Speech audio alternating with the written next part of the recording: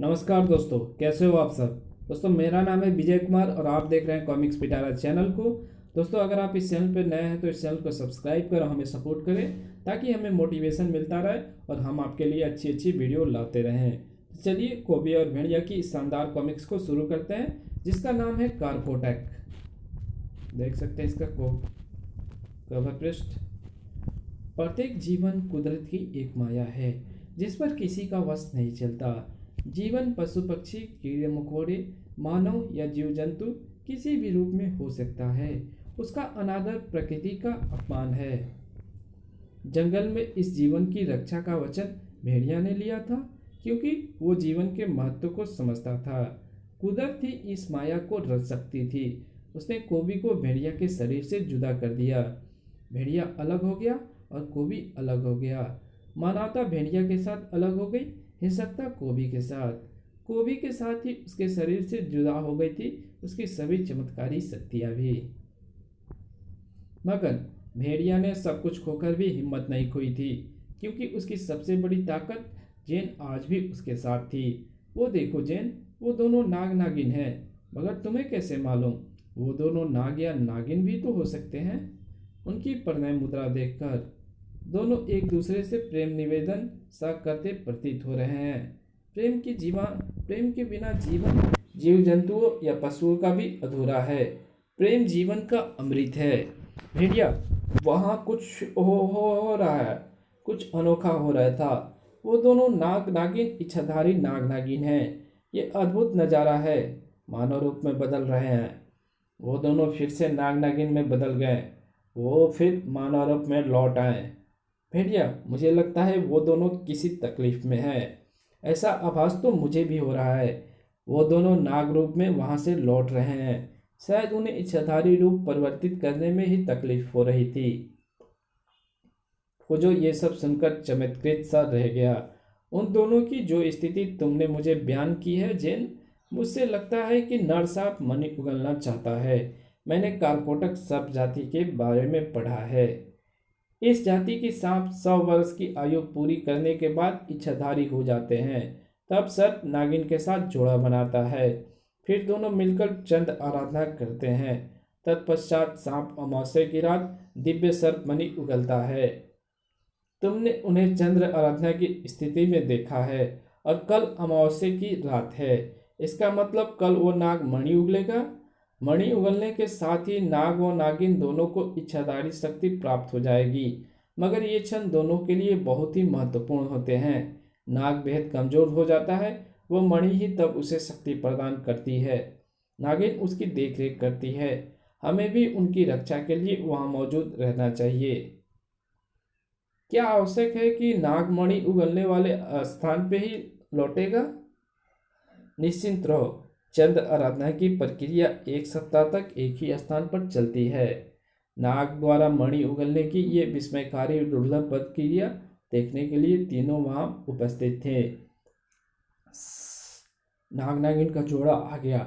सावधान, हमारी ओर से कोई आहट नहीं होनी चाहिए। नाग नागिन का जोड़ा उसी डाल पर पहुंच चुका था। उन्होंने चंद्र आराधना की आखिरी प्रक्रिया आरंभ कर दी है।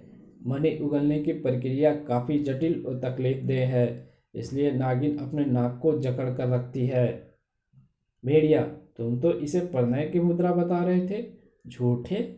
कभी कभी कुछ झूठ, मगर कुछ ऐसा अच्छा सोच लेने में कोई बुराई नहीं, इससे दिल को थोड़ा सुकून मिले। नाग कुछ उगलने की चेष्टा कर रहा है। नागिन व्यग्र होकर उसे कुछ और कसकर जकड़ रही है। काश मैं भी मणि उगल सकता होता। भेड़िया, ये मजाक का अवसर नहीं है। सर्प प्राणी जगत की उस अनोखी घटना से वे साक्षात्कार कर रहे थे। वो मणि उगलने वाला है। उसने मणि उगल दी। वाह, ब्यूटीफुल, अद्भुत। ये तो सूर्य की तरह चमक रही है। चुपचाप देखते रहो। ऐसा नज़ारा अपनी जिंदगी में शायद तुम दोबारा नहीं देख पाओगे। वो देखो, नाग नागिन अब अपने नाक को अपनी पकड़ से आज़ाद कर रही है। वो देखो, नागिन अब अपने नाक को अपनी पकड़ से आज़ाद कर रही है। अब वो रेंग कर नीचे आएगी। हाँ, मणि उठाने। मणि उस नाग को ताकत प्रदान करेगी। हाँ, बशर्ते वो मणि को प्राप्त कर ले, क्योंकि मणि पर किसी और का कब्जा हो चुका है, उस पूंछ का। और वो पूंछ कोबी की है। इस चमकदार पत्थर की रोशनी कोबी के बहुत काम आएगी। उफ, कोबी यहाँ कब आ गया? कोबी नहीं, मुसीबत कहो। नागिन मणि को पूंछ के कब्जे में देखकर बुरी तरह बिफर कर पूंछ पर झपट रही है। जेन चीखती हुई झाड़ियों से बाहर आ गई। कोबी, उसे फेंक दो, वो नागमणि है। क्रोधित नागिन तुम्हें डस लेगी। जेन, ये क्या पागलपन किया? तुमने क्रोधित नागिन को अपनी उपस्थिति का आभास दे दिया। क्रोधित नागिन ने फुफकारते हुए अपना फन जेन की तरफ घुमाया। अगर मणि उसे नहीं मिली तो इस घटना का जिम्मेदार हमें भी समझेगी और हमारी शत्रु बन जाएगी। नागिन की आंखों में बस गई जेन की सूरत, उतर गई भेड़िया की सूरत, छप गया फूजो का चेहरा। कोबी को नागिन की आंखों में फटता वो ज्वालामुखी दिखाई नहीं पड़ रहा था। उसे तो सिर्फ वो मणि दिखाई पड़ रही थी। ये मणि तो खूब चमक रही है। इसकी चमक मेरी आंखों पर पड़ी थी, जिससे मेरा शिकार बचकर निकल गया। पर चलो, ये तो हाथ लग गई। मगर जेन मुझे इसे फेंकने को क्यों कह रही है? जरूर उसे भेड़िया ने भड़काया होगा। कमबख्त, परछाई की तरह उसके साथ जुड़ा हुआ है। और लो, बुढ़ा ठोडा भी उसके साथ है। मेरे पास मनी देखकर सबकी नीयत डोल गई लगती है, मगर मैं भी किसी को नहीं देने का। हाँ, कोबी रुक जाओ, मनी को लौटा दो। क्रोध से फुफकारती नागिन ने जेन का रास्ता रोक लिया। ओ गॉड! भेड़िया ने जबरदस्त फुर्ती दिखाई थी। जेन बचो! उफ! नागिन बेहद गुस्से में थी। नीचे गिरने के साथ ही वो बेहद तेजी के साथ भेड़िया पर झपटी। भेड़िया, ये बहुत गुस्से में है, इसके कहर से बचना होगा। तुम जेन को लेकर यहाँ से जाओ। आपको उसके कहर का सामना करने के लिए छोड़कर मैं चला जाऊं? ये नहीं हो सकता बाबा। नागिन अपने जबड़े में भरा विष उन तीनों के जिस्म में छोड़कर उन्हें मौत देने की ख्वाहिशमंद थी। ओह जेन, हमारी एक पल की चूक भी खतरनाक होगी। मैं इसे मारना भी नहीं चाहता, क्योंकि भूल हमारी ही है। नागिन हमें कसूरवार समझती है, और फिलहाल हम नागिन को ये बात नहीं समझा सकते कि हम उसकी मदद करना चाहते हैं या कर सकते हैं। ये बुरी तरह कुपित है। नागिन ने अपनी पूंछ को हंटर की तरह भेड़िया की आंखों पर फटकारा। फुफकारती मौत एक बार फिर आजाद हो गई। इस बार भेड़िया उसका निशाना बनने के लिए बिल्कुल उसके जबड़े के निशाने पर था। भेड़िया बचो! भेड़िया अपने आप बचने की स्थिति में नहीं था। उसे बचाया गया। जो खुद मददगार था, आज उसकी मदद की गई। ये भाला किसने फेंका? मैंने, भेड़िया देवता। सरदार काबू तुम? हाँ, मैं जानता हूँ कि तुम हत्या के खिलाफ हो, इसलिए मैंने इस दुष्ट नागिन को उसकी पूंछ से बांधकर कैद कर लिया है। उसे दुष्ट ना कहो, वो दुष्ट नहीं है। बदले की आग में जलती नागिन की आंखों में वहां उपस्थित प्रत्येक व्यक्ति की तस्वीर छपती जा रही थी। जेन की भयभीत व आशंकित निगाहें उस साख पर थी। भेड़िया, वहां से नाग गायब है। क्या? नाग कहाँ गया? नागिन भी इस स्थिति को समझ गई है, इसलिए क्रोध व विवशता से अपना फन तनने पर पटक रही है। अब ये ऐसा नहीं करेगी। लेकिन कमजोर नाग कहाँ जा सकता है? एक ही जगह पर, जहाँ उसकी मनी हो। अबे ओ, करतब दिखाने का शौक है तो शहर में जा, सर्कस में भर्ती हो। पोज पर खड़ा होकर मुझे करतब क्यों दिखा रहा है? जा जा, सपेरे के पिटारे में जा। कोबी ने नागमणि अपने बेल्ट में खोस ली। नागमणि उगलने से कमजोर था, उसकी उछाल में बलासी तेजी और खुखारता नहीं थी। अबे अबे अबे ओ, ये क्या कर रहा है? अबे डसेगा क्या? अबे तू कोबी को डसेगा और भी किसी को नहीं? अबे तेरी तो मैं बे। कोबी ने नाक को पेड़ के सख्त तनों पर खींच मारा। दोबारा नजर मत आ जाइयो, हड्डी पसली बराबर कर दूंगा। मगर धत तेरी की, बराबर क्या करूंगा? तेरी तो हड्डी पसली होती ही नहीं। जा जा, अपने ऊपर रहम कर। अबे जा। हैं? फिर आ गया? अपनी जान के पीछे हाथ धोकर ही पड़ गया। अबे मरेगा क्या? दारू पीकर आया है क्या? कहीं कोई नशीली जड़ी बूटी तो नहीं सूंघ ली? इस बार कोबी ने उसे पूंछ से लपेट लिया। केचियों को मारा नहीं जाता, वो तो पाँव के नीचे आकर अपने आप ही मरता है। और एक तू है कि मरने पर ही तुला है। गोपी ने घुमाकर पूरी ताकत से उछाल फेंका। चल दफा हो जा। साय। वो फिर आ गया, इस बार फंदा बनकर कोबी के गले में कस गया। तो तुम मरे बिना नहीं जाएगा?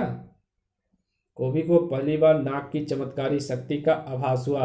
अरे तू तो नाग मानो है, और एक मुक्का मार भी दिया। भेड़ियो छोड़ियो मत। शाबाश, तुझे भूख तो लगी होगी, चबा जा इसका हाथ, तब तक मैं इसका मुंह तोड़ता हूँ। कोबी ने पूरी बेरहमी के साथ नागमानव की गर्दन में नाखून धंसा दिए। तू घबरा मत, मैं इसका पूरा शरीर चीर कर सारा मांस तुझे खाने दूंगा। गुर्र। चुनौतियां कोबी को पसंद नहीं थी। जब वो देवता था तो कोई भला उसे चुनौती दे भी क्यों। खबरदार, मार मत। 2 मिनट सब्र कर, इसने मुझे मुक्का मारा था, पहले उसका हिसाब चुकता तो करने दे। शुक्र है कि तू बच गया, क्योंकि अगर हिसाब चुकता किए बिना तू इसे खा जाता तो मैं तेरा पेट फाड़ कर भी इसे बाहर निकालता, और अपना हिसाब चुकता करने के बाद ही इसका मांस तुझे खाने को देता। खचाक। आह। ले, अब तो इसे खा या छोड़, मैं तो चला। कोभी जा रहा था, कोई आ रहा था। उन चमकीली आंखों में बेहता लिए खोज के लिए। इसका नन्हा सा हृदय किसी के लिए फिक्रमंद था। वो इंसानी चेहरा होता तो इस चेहरे के चप्पे चप्पे पर तड़प दिखाई भी पड़ती। उसके गले से हिस के तेज स्वर बार बार फूट रहे थे, मानो उसकी आत्मा चीख चीख कर रो रही थी। और फिर उसने ढूंढ लिया, भैंसियों से घिरा। एक विवश टूटा फूटा खून से लिथड़ा जिस्म, जीवन में जिसमें जीवन का कोई लक्षण ना बचा था। जंगल में उस जिस्म की मौजूदगी को मिटा देने के लिए कई मास्कोर वहां इकट्ठे हो गए थे, मगर नागिन के लिए वो सब सिर्फ एक जिस्म नहीं था। वो जो इस वक्त खामोश था, अभी अपनी सांसें खो चुका था। कभी उसकी धड़कन में सांस बनकर धड़का करता था। सांस के बिना तो वो भी मर जाएगी, लेकिन क्या इतनी आसानी से? नहीं, इतनी आसानी से नहीं। 100 बरस का इंतजार और एक पल की मौत। प्यार, इंतजार, कस्में, वादे, सपने, सबकी मौत नहीं, नहीं बर्दाश्त कर सकती। आहट पाकर जा छिपी थी नागिन। आहटे भेड़िया के कदमों की थी, जेनो फूजी की आनी की थी। वो नागिन अपनी मनी की सुरक्षा के लिए कोबी के पीछे ही गया होगा। वो नाग अपनी मनी की सुरक्षा के लिए कोबी के पीछे गया होगा। मुझे डर है कि कहीं वो कोबी से टकरा न जाए, क्योंकि कोबी की शक्तियों के बारे में हम जानते हैं, वो नाग नहीं जानता। वो आमने सामने की लड़ाई में कोबी से जीत नहीं पाएगा। और अगर उस नाग ने छुपकर कोबी पर दंश प्रहार किया तो कोबी के लिए भी खतरनाक हो सकता है। मगर हमें ना कोबी मिल रहा, ना वो नाग। अरे वो देखो, नाग मानो, ये तो वही नाग है, इच्छाधारी नाग। इसे किसने मारा होगा? इस भेड़िए की यह मौजूदगी और नाग मानव की यह हालत देखकर मैं दावे के साथ कह सकता हूँ, इसे कोबी ने मारा है। आखिर वही हुआ जिस बात का डर था। इच्छाधारी नाग की हत्या एक ऐसा अपशकुन है जो पूरे जंगल के लिए तबाही ला सकता है। मगर ये तो बहुत बुरा हुआ। ये नाग कारकोटक जाति का है। कारकोटक अपने किसी भी नाग की हत्या का घोर बदला लेते हैं। खतरनाक बात यह है कि इस नाग की मणि कोबी के पास है, और इसकी नागिन भी अभी जीवित है। कारकोटकों के अलावा नागिन भी कुछ भी कर सकती है। सबसे पहले तो हमें इस शव को जला देना होगा, ताकि नागिन उसके हत्यारे की तस्वीर अपने नाग की आंखों में ना देख ले। वो ऐसा कर सकती है।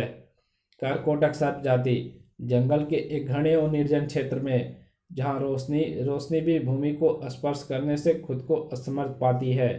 जमीन पर पटक कर अपने फन को घायल मत कर, नादान नागोपी। तुझ पर मानव ने जो जुल्म किया है उसका बदला उनसे अवश्य लिया जाएगा। नहीं सर्प कोटक, बदला सिर्फ मैं लूंगी।